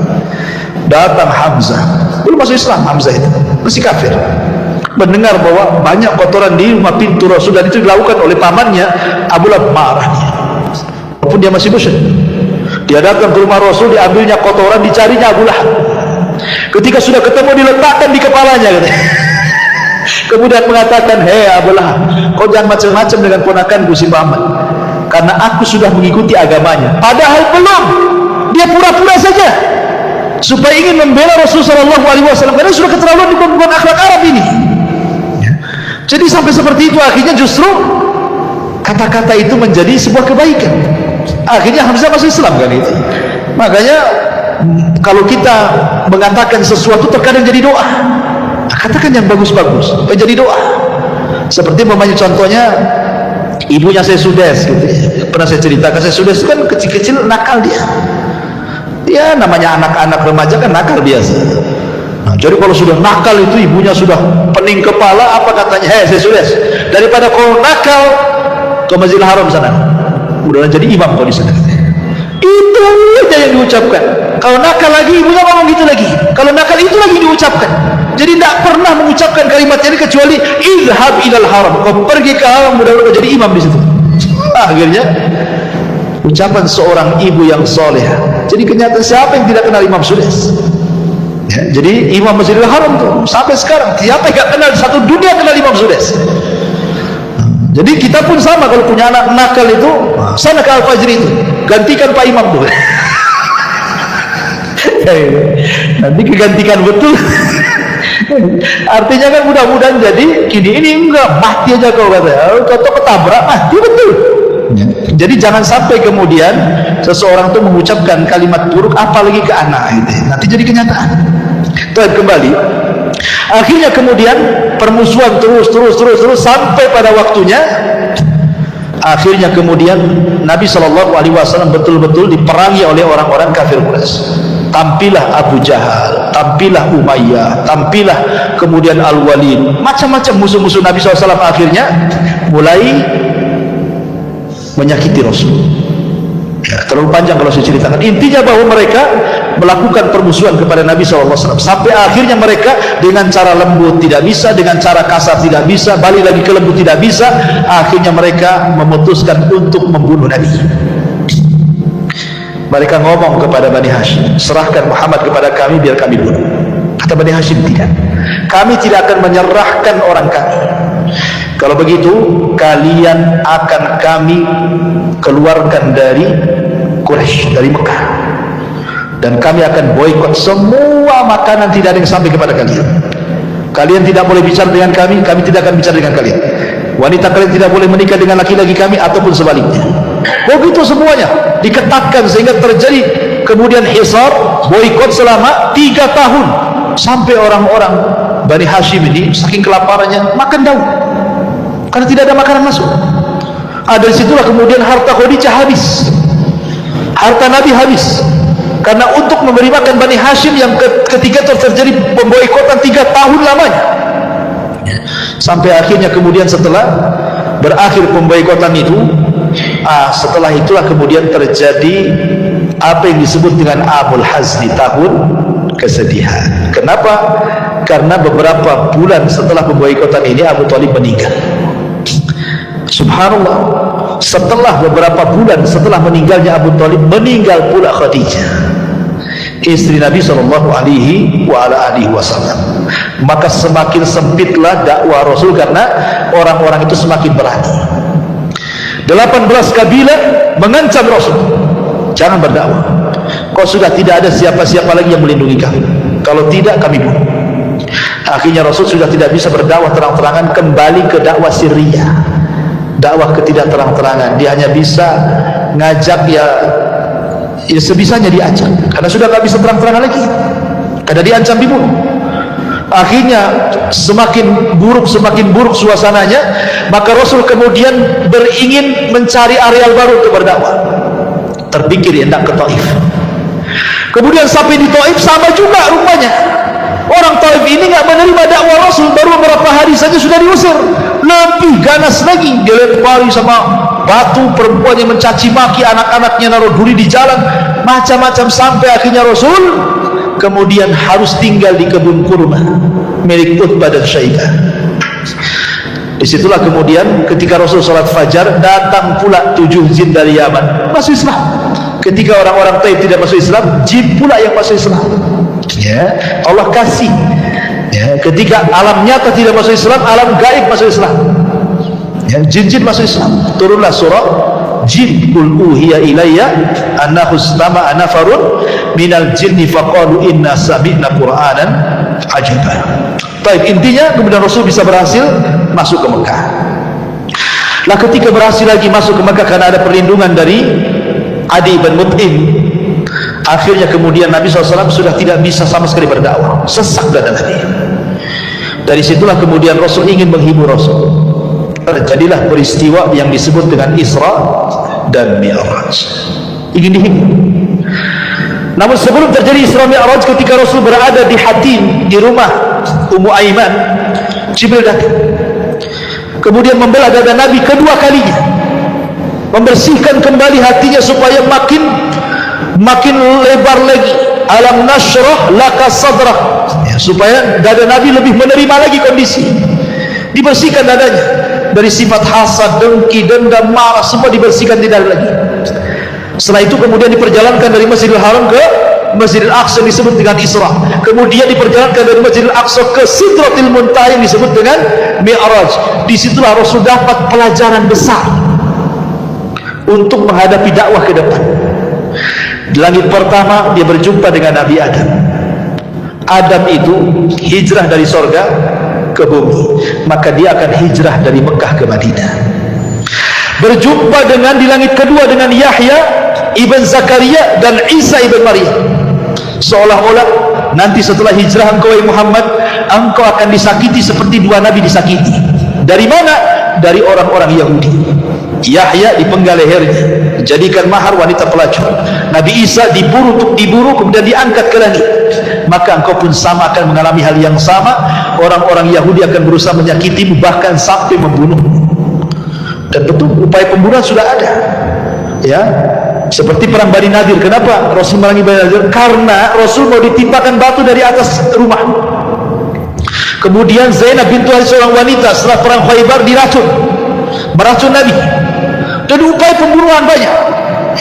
Jadi Rasul sudah ada gambaran kenapa diperjumpakan dengan Yahya dan Isa. Bahwa musuhnya akan lebih berat lagi, bukan hanya orang kafir Quraisy saja, nanti ada lagi orang Yahudi katanya. Kemudian naik ke langit ketiga, berjumpa dengan Nabi Yusuf. Langit ketiga berjumpa dengan Nabi Yusuf, seolah-olah mengatakan bahwa sebagaimana Yusuf juga dia disakiti oleh saudara-saudaranya, dicemplungkan ke sumur, kan itu ya, dihasadi, engkau pun sama keluargamu, wajar. Abu Lahab menyakiti kamu, keluargamu akan musuhi kamu, itu wajar, karena Nabi juga seperti itu sebelumnya. Kemudian naik ke langit keempat, berjumpa dengan Idris, di mana Allah katakan wa rafa'nahu makanan 'aliyya. Idris diangkat ke tempat tinggi, maka engkau pun akan diangkat jauh lebih tinggi dibandingkan Idris. Bukan hanya sampai ke langit keempat, ke Sidratul Muntaha, secara hissi dan maknawi engkau akan menjadi orang mulia di tengah-tengah manusia, diangkat derajat. Wa rafa'na laka dzikra, kami angkat penyebutanmu, kata Allah. Naik lagi ke langit keberapa? Kelima, berjumpa dengan Nabi Harun. Harun lembut, disukai Bani Israel, maka Rasul pun harus melembutkan kembali dakwahnya seperti lembutnya Harun kepada Bani Israel. Wa in kunta faddan ghalidhal qalbi lan faddu min hawlika. Kalau engkau keras wahai Muhammad, lari semua orang, gak akan menerima dakwah. Dapat pelajaran dakwah lagi. Naik lagi ke langit ke-6, berjumpa dengan Nabi Musa. Nabi Musa itu orang yang paling sabar dengan Bani Israel, maka Rasul pun harus sabar menghadapi umatnya, ya, dapat lagi kesabaran. Naik lagi ke Ibrahim alaihi salatu wassalam, ke langit ke-7. Kata Rasul, tidak ada nabi yang mirip wajahku kecuali Ibrahim. Sebagaimana Ibrahim membangun Ka'bah di bumi, maka dia bersandar di Ka'bah malaikat Baitul Ma'mur sambil dikelilingi anak-anak kecil. Al-jaza min jinsil amal. Dan Nabi SAW pun akan meneruskan perjuangan Ibrahim dengan memakmurkan Ka'bah dan membebaskan kota Mekah. Jadi Isra Mi'raj itu pelajaran besar. Yang tadinya Rasul sesak dadanya gitu ya, turun daripada Isra Mi'raj semangat lagi dia. Nggak ada, nengok para nabi aja lebih daripada saya. Makanya Allah mengatakan fasbir kama sabar ulul azmi minar rusul. Sabar oleh Muhammad sebagaimana sabarnya ulul azmi dari kalangan Rasul sebelum. Jadi dapat vitamin baru nih Isra Mi'raj ini. Maka semangat Rasul. Lah kebetulan 1 tahun sebelum hijrah, atau mungkin 2 tahun sebelum hijrah, datanglah orang-orang Madinah dari kabilah Khazraj yang haji ke Mekah. Ketika Rasul sudah tidak bisa mendakwai penduduk Mekah, rupanya berjumpa dengan orang-orang Ansar, 12 orang dari kalangan orang-orang Khazraj, semua masuk Islam. Kemudian mereka berjanji akan datang tahun depan. Maka terjadilah pembaiatan yang kedua yang disebut Bai'ah Aqabah yang pertama, yang hanya 12 orang. Kemudian terjadi pembaiatan yang kedua, orang-orang Madinah datang ke Mekah yang berjumlah 73 orang. Dan ketika itu Rasul mengutus Mus'ab bin Umair, kutuslah ke Madinah berdakwah di sana. Akhirnya Mus'ab berhasil mengislamkan para pembesar di Madinah, tersebarlah Islam di mana-mana. Lah ketika sahabat mereka hijrah ke Habasyah 2 kali, ya, maka Rasul mengatakan Allah sudah mengizinkan aku untuk hijrah dan Allah sudah menentukan tempat untuk hijrah. Maka semua yang ada di Mekah hijrah ke Madinah, semua yang ada di Habasyah pulang gabung ke Madinah. Terjadilah hijrah pertama Rasul. Yang sebelumnya sahabat sudah hijrah ke Habasyah, tapi ini pertama Rasul hijrah dari Mekah. Bayangkan Nabi SAW ketika hijrah itu usianya berapa tahun? Diangkat jadi Nabi saja 40 tahun. Kemudian Rasul tinggal di Mekah ketika diangkat jadi Nabi dan Rasul 13 tahun. Berarti Rasul itu ketika hijrah usianya 53 tahun. Sudah tua 53 tahun. Tidak pernah meninggalkan kota kelahirannya, tiba-tiba diusir. Coba anda bayangkan, kita diusir dari Indonesia, dari NKRI, disuruh kemana? Kayak orang-orang apa itu, Myanmar deh. Kan kita lihat tuh orang-orang saudara-saudara kita Muslim dari Myanmar kan yang diusir itu sampai tenggelam-gelam di kapal tuh kan, ya, apa Muslim Uighur tuh kan. Coba bayangkan gimana rasanya diusir dari negerinya kan itu. Makanya Nabi SAW kemudian sebelum hijrah dia naik ke atas gua, ke Gua Hira, ya, kemudian dipandangnya Mekah. Dia mengatakan, wahai Mekah, engkau tempat yang terbaik dan suci. Kalau bukan karena kaumku mengusirku, aku tidak akan tinggalkan kamu, katanya. Itulah wasiat Rasul. Rasul berangkat ke Madinah. Disinilah era baru. Dan inilah kisah kedua hijrah Rasul, berada di bulan Rabiul Awal, pertengahan kisah kelahiran hijrah. Kemudian Rasul hijrah ke Madinah. Lah di kota Madinah ini karena sudah banyak pendukungnya, maka Nabi SAW pertama kali datang ke kota Madinah, apa yang dilakukannya? Membangun Masjid Quba. Pondasinya dulu, kemudian setelah beberapa hari berangkat ke Madinah. Di perjalanan dia singgah, karena kebetulan hari Jumat, akhirnya Rasul melaksanakan Jumat pertama kali di tengah Quba dan Madinah. Sampai di kota Madinah, dia bangun masjidnya. Ini disebut dengan Masjid Nabawi, dan itulah masjid terbaik setelah Haram. Kemudian setelah Nabawi adalah Aqsa. Kata Rasul, la tushaddu rihal illa ila thalathati masjid. Tidak boleh safar niat ibadah kecuali ketiga masjid: Masjidil Haram, Masjid Nabawi, dan Masjidil Aqsa. Apa yang dilakukan Rasulullah SAW? Kenapa membangun masjid? Nabi SAW ingin supaya manusia itu lebih dekat dengan Allah, karena hanya di masjid inilah orang lebih dekat dengan Allah. Makanya Nabi SAW kemudian membuat aktivitas semua di masjid, ya, ngajar ya di masjid, dakwah di masjid, latihan jihad di masjid, putuskan kepada kabilah-kabilah di masjid. Tidak ada kecuali di masjid tempat lain untuk membimbing umat kecuali masjid. Itu masih di zaman Rasul itu semua di masjid. Coba ya, sampai latihan perang di masjid. Coba di sini latihan perang, besoknya antum jadi teroris. Latihan manah dalam masjid gitu ya. Latihan kuda, nggak mungkin lah kudanya dimasukkan ke sini. Mungkin orang deh, tapi dulu seperti itu. Tapi sekarang subhanallah, alhamdulillah, masjid ini masih ada kajian. Tapi ada masjid-masjid yang lain itu yang hanya untuk sholat 5 waktu saja kan. Ketika habis sholat 5 waktu pun dikunci. Jadi orang yang mau sholat itu disuruh di teras, ya. Nanti malam-malam ditulis dilarang tidur. Wah, makin tak boleh lagi, makin sepi lah masjid. Makin sepi karena hanya untuk 5 waktu sholat saja. Tidur aja tak boleh di situ kan itu. Jadi sepi. Kenapa ya? Mungkin alasannya takutlah kalau seandainya masjid dibuka lebar-lebar gak ada kuncinya, nanti jangan lagi kotak infak hilang, kotak-kotaknya hilang, jam mungkin ini ampli semua hilang semua kan itu ya. Karena sekarang ini tidak ada tempat yang lebih aman. Dulu tempat aman itu rumah dan masjid. Rumah pun tak aman, masjid pun tak aman. Sekarang gak ada tempat yang paling aman. Kemana coba? Baik, masyarakat muslimin yang muliakan Allah Azza wa Jalla. Maka Rasul mulai mempersatukan hati-hati orang Ansar dan Muhajir, karena namanya beda daerah. Ansar ini keturunan Yaman, orang-orang Muhajir ini memang asli orang Mekah, keras-keras orangnya, ya kan? Orang Yaman kan lembut-lembut orangnya. Nabi SAW kemudian ingin menyatukan, mempersaudarakan. Dikenallah sejarah bagaimana Rasulullah SAW mempersaudarakan sekitar 70 orang lebih gitu ya pertama kali. Kita kenal ada persaudaraan antara Salman Al-Farisi dengan Abu Darda. Salman Al-Farisi dengan Abu Darda dipersaudarakan sama Nabi. Ingat, persaudaraan itu saling mewarisi. Jadi kalau meninggal salah satunya, hartanya diwariskan. Tapi setelah perang Badar, turun ayat bahwa harta waris itu hanya untuk yang ada hubungan rahim saja, ahli waris saja.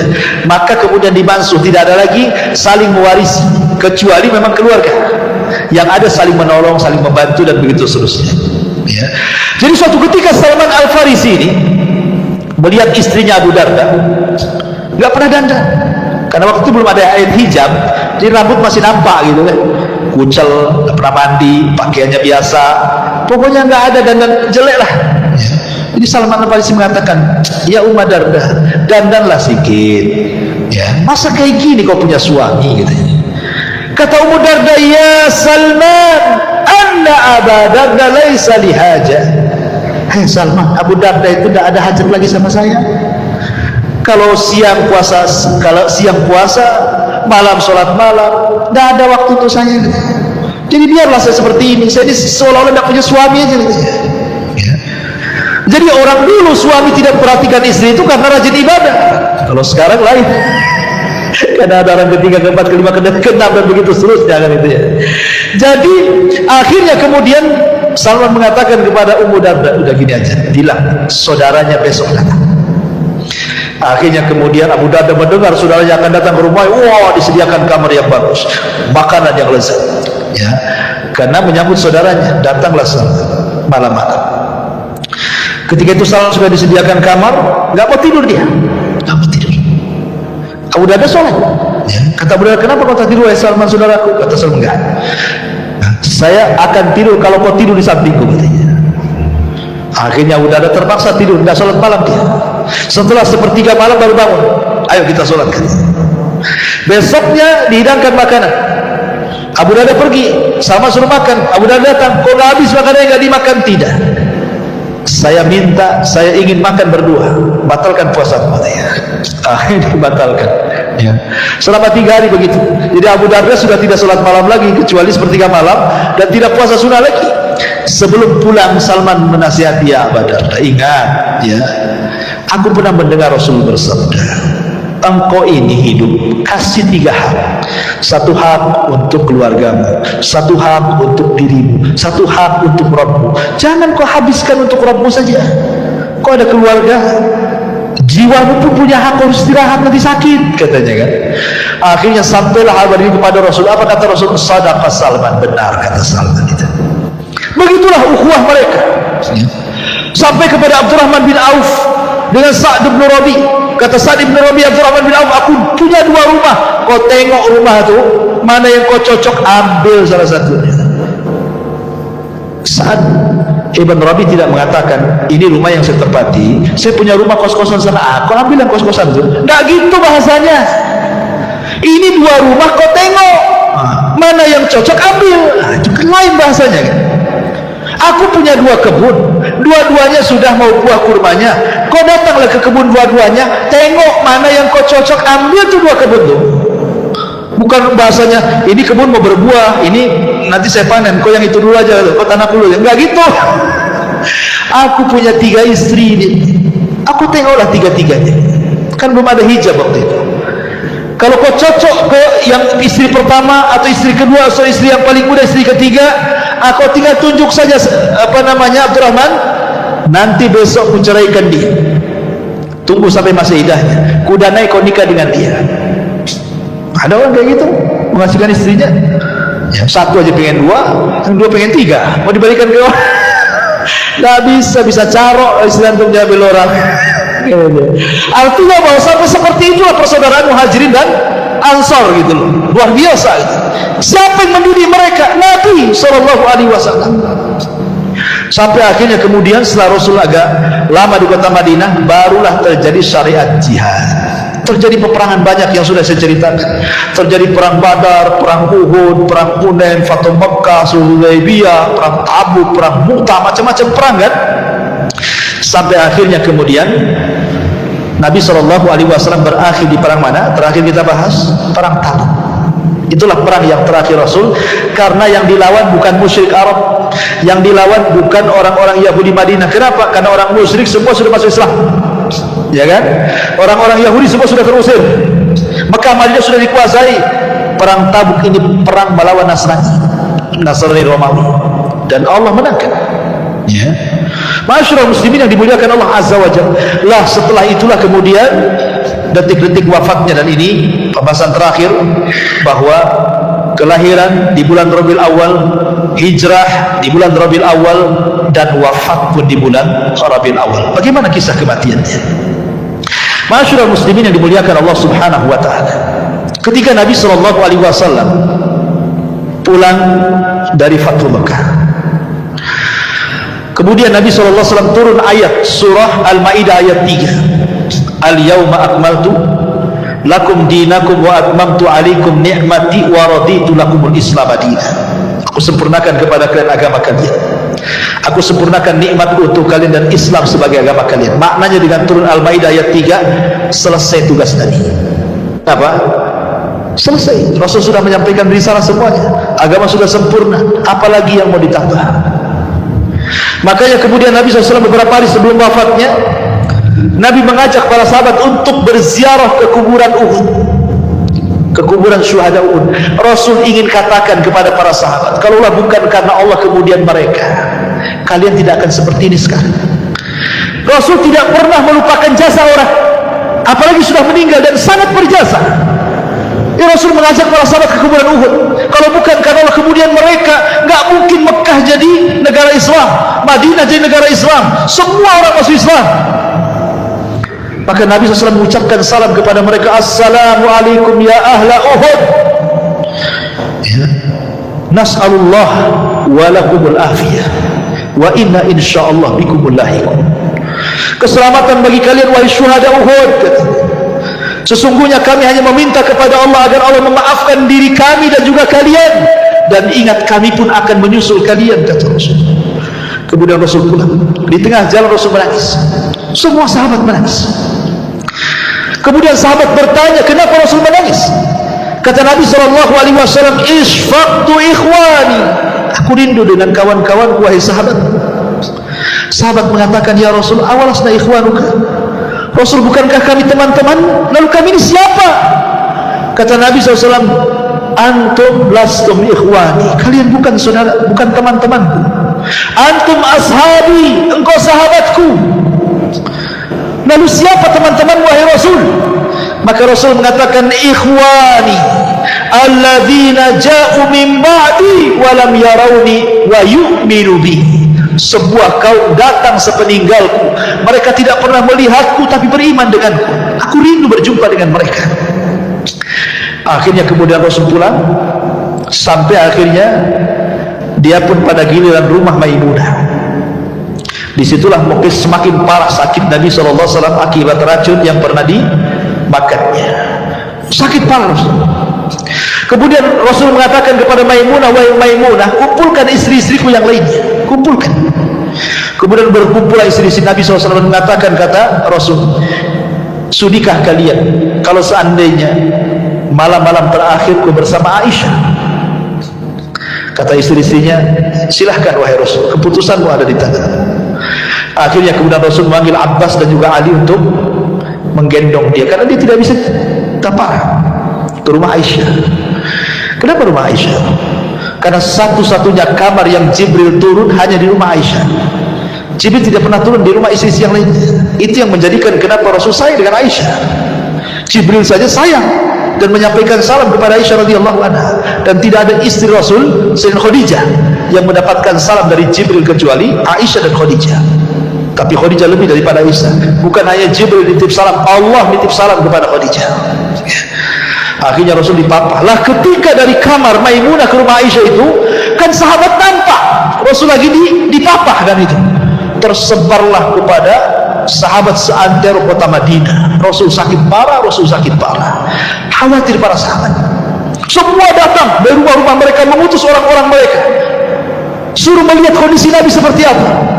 Akhirnya orang pun menunggu di Masjid Nabawi, karena saking banyaknya sampai keluar masjid. Kemudian suara mereka, tangis kesedihan mereka sampai masuk di kamar Aisyah. Kata Rasul, ada apa? Kok banyak gaduh kali di luar itu? Kata Aisyah radhiyallahu anha, dia mengatakan, mereka sahabat-sahabat Rasul, mereka mengkhawatirkan kan. Akhirnya kata Rasul mengatakan, panggil Abbas dan Ali. Panggil Abbas dan Ali. Kata Rasul, papa, aku ingin melihat sahabatmu, katanya. Akhirnya kemudian Nabi SAW masuk ke Masjid Nabawi. Itulah kemudian Rasul dengan tertatih-tatihnya naik ke atas mimbar, dan itulah khutbah terakhir Rasul. Karena setelah itu Rasul tidak pernah lagi khutbah karena meninggal. Rasul berkhutbah di situ. Salah satu khutbah Rasul, dia mengatakan, "Man kuntu akhadtu malan, fahada mali falyakhudh." Wahai sahabatku, siapa yang dulu ku ambil hartanya, ini hartaku ambil sekarang. Wa man kuntu darabtu dhahran, siapa yang dulu ku pukul pundaknya, fahada dhahri falyaqtas minhu, silahkan pukul aku sekarang. Wa man kuntu syatamtu irdan, fahada irdi falyaqtas minhu, atau dulu pernah ku caci, ku maki, ku rendahkan, ku gibah, ini kehormatanku, caci sekarang, maki sekarang, rendahkan sekarang. Seolah-olah Rasul ingin mengajarkan kepada kita bahwa di akhir-akhir hayat itu kalau bisa jangan membawa dosa. Jangan membawa dosa. Kalau orang sudah sakit dan parah, ya, kalau bisa minta maaf orang lain. Jangan kemudian setelah meninggal sibuk pula orang berdiri, ya kalau jenazah ini ada utang, ini keluarganya bisa bayar sama beliau gitu. Kalau dulu punya salah tolong maafkan, nggak ada gunanya ikhwan. Justru saat-saat sakit itulah ingat kok dulu kalau punya salah, punya utang cepat bayar sama si anu. Saya pernah gibah dia, tolong minta maaf sama dia. Kan begitu. Itu diajarkan Rasul kepada kita. Akhirnya kemudian Nabi SAW berkhutbah banyak sampai terakhir Rasul SAW kemudian mendoakan para sahabat dan mengatakan awakumullah, hafidhakumullah, nasarakumullah, dan begitu seterusnya. Semoga Allah menjaga kalian, menolong kalian, melindungi kalian, dan begitu seterusnya. Kemudian Rasul mengatakan titipkan salamku kepada siapapun dari umatku. Rasul menitipkan salam kepada kita. Kemudian Rasul naik turun dari mimbar masuk ke rumah Aisyah. Detik-detik wafat Nabi SAW pingsan berkali-kali, sampai akhirnya suatu ketika seluruh keluarganya kumpul, tiba-tiba Rasul mengatakan, bisa nggak kalian semua keluar? Bisa nggak kalian semua keluar? Kecuali Aisyah, karena Rasul berada di pangkuan Aisyah. Maka semua keluarganya, istrinya, semua keluar, anak-anaknya. Rupanya maksud Rasul itu kenapa? Karena di depan pintu ada malaikat Jibril dan malaikat maut. Jibril minta izin untuk masuk. Kemudian setelah Jibril mengucapkan salam dan memberitahu bahwa dia bersama malakul maut, kemudian Nabi SAW diberikan pilihan oleh Jibril, apakah engkau akan tetap hidup, so malaikat maut tidak akan mencabut hari ini, dan engkau akan senang dengan apa yang kau telah perjuangkan selama ini, ataukah engkau akan menyusul saudara-saudaramu di Rafiqil A'la sana, di surga yang paling tinggi bersama para nabi, orang-orang soleh, para siddiqin, para syuhada? Pilih mana? Maka Rasul tiba-tiba mengisyaratkan tangannya. Aisyah mengatakan, demi Allah, aku baru perasan Rasul sedang diberikan pilihan. Karena setiap para nabi diberikan pilihan, mau hidup atau mati, ya kan? Makanya kemudian Rasul menunjukkan sampai ke atas begini, ila rafiqil a'la, ila rafiqil a'la, kata Rasul. Saya memilih ke atas, saya memilih ke atas. Maknanya milih meninggal, karena apa yang di sisi Allah lebih baik dibandingkan di dunia, ya. Maka Rasul mengatakan, ala wa inna lil mauti lasaqar. Ingat, pada kematian itu ada rasa sakaratnya, ada rasa pedih, ada rasa sakitnya. Rasul merasakan sakit luar biasa, melebihi manusia biasa saat kematiannya. Tapi tentu maksudnya adalah rasa sakit yang diderita seorang mukmin saat kematiannya boleh jadi itu akhir menggugurkan semua kesalahannya. Tapi rasa sakit orang-orang kafir saat meninggal boleh jadi itu awal azab bagi dia, ya. Makanya Nabi SAW kemudian terakhir mengucapkan as-salatu salah wa ma malakat aymanukum. Jaga oleh kalian semua, jaga oleh kalian semua, dan hamba-hamba sahaya kalian, tolong lindungi mereka, jangan zalim kepada mereka. Itulah ucapan yang terakhir yang diucapkan Nabi SAW. Kemudian dia mengucapkan tahlil la ilaha illallah. Kemudian setelah itu Nabi SAW meninggal dunia tepat pada hari Senin tanggal 12 bulan Rabiul Awal tahun 11 Hijriyah. Rasul meninggal dunia. Aisyah radhiyallahu anha melihat kematian suaminya berada di pelukannya. Dia tidak bisa bergerak. Apa yang harus dikatakan, kan begitu? Dia sudah meninggal, sehingga Nabi SAW, Aisyah hanya berusaha berteriak, mata Rasulullah, mata Rasulullah. Rasul sudah meninggal, Rasul sudah meninggal. Maka orang-orang yang di samping pintu masjid yang dekat dengan suara Aisyah itu langsung berteriak, mata Rasulullah, mata Rasulullah. Akhirnya semua mengucapkan kalimat itu. Setelah betul-betul mereka mengatakan bahwa Rasul sudah meninggal, semua seperti orang tidak sadar. Ali tidak sanggup berdiri, Utsman tidak sanggup berdiri. Aneh-aneh kelakuan para sahabat. Umar pulang ke rumahnya, ambil pedang, kemudian ngancam-ngancam orang. Siapa yang mengatakan Muhammad mati, kupenggal dia lehernya, katanya. Dia tidak mati, dia sedang pergi 40 hari, nanti akan kembali matahkan tangan kaki orang munafik. Wah, semua sibuk para sahabat. Apa yang harus mereka lakukan? Kecuali satu orang yang tetap tegar. Siapa? Abu Bakar Siddiq radhiyallahu anhu. Datang Abu Bakar Siddiq radhiyallahu anhu menangkan Umar. Uskut ya Umar, diam kau Umar, ngapain kau teriak-teriak? Tapi Umar tetap aja teriak-teriak.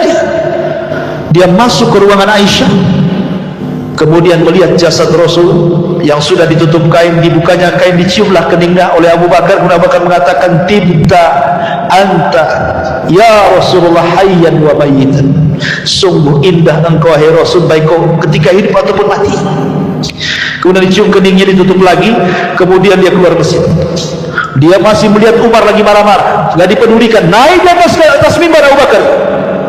Kemudian Abu Bakar mengatakan di hadapan manusia, ayyuhan nas, man kana minkum ya'budu Muhammadan fa inna Muhammadan qad mat, wa man kana ya'budu Allah fa inna Allah hayyun la yamut. Manusia, siapa di antara kalian yang masih menyembah Muhammad, Muhammad sudah mati.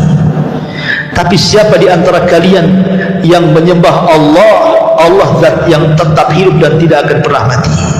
Kemudian Abu Bakar membacakan satu ayat, wa ma Muhammadun illa rasulun qad khalat min qablihi ar-rusul afa immata aw qutilan qalabtum ala aqabikum wa man yanqalib ala akibaihi falan yadurrullaha syai'a wa sayazillahu syakirin.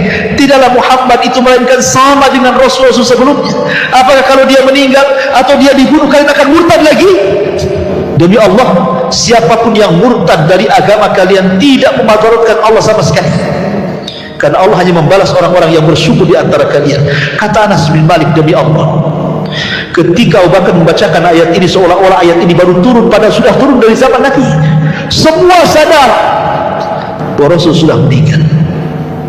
Maka Rasul SAW kemudian meninggal di hari Senin dan baru dikebumikan di hari Rabu, setelah terangkatnya Abu Bakar Siddiq menjadi khalifah sepeninggal Nabi sallallahu alaihi wa ala alihi wasallam. Dari sini maka berakhirlah sirah nabawi yang sudah kita kaji. Subhanallah bihamdika asyhadu an la ilaha illa anta astaghfiruka wa atubu ilaik. Allahu ta'ala alam. Assalamualaikum warahmatullahi wabarakatuh.